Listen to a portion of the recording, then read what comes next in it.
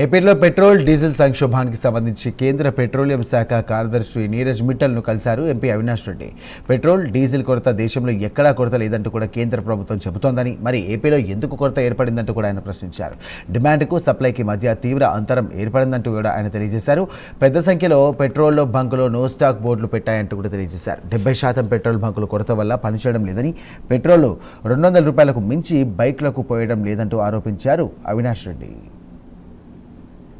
గడిచిన కొన్ని రోజులుగా ఆంధ్రప్రదేశ్ రాష్ట్రంలో డీజిల్ కొరత, పెట్రోల్ కొరత తీవ్ర స్థాయిలో ఉంది. ఈ నేపథ్యంలో ప్రజలు, ముఖ్యంగా రైతులు కావచ్చు, ఉద్యోగులు కావచ్చు, అన్ని రకాల వీళ్ళు వాళ్ళని తేడా లేకుండా అన్ని వర్గాల ప్రజలు కూడా ఈ డీజిల్ పెట్రోల్ క్రైసిస్ వలన గడిచిన కొన్ని రోజులుగా తీవ్రంగా ఇబ్బంది పడుతూ ఉన్నారు.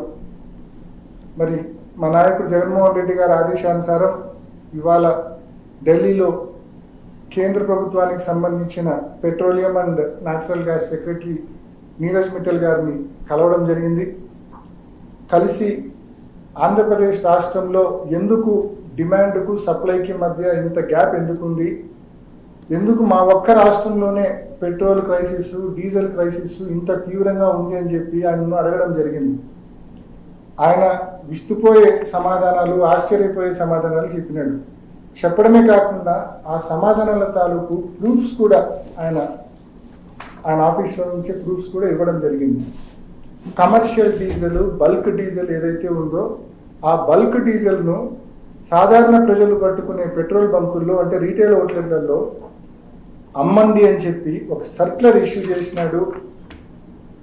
ఆల్ ఆయిల్ కంపెనీస్కు ఒక సర్క్యులర్ ఇష్యూ చేశారు కమిషనర్.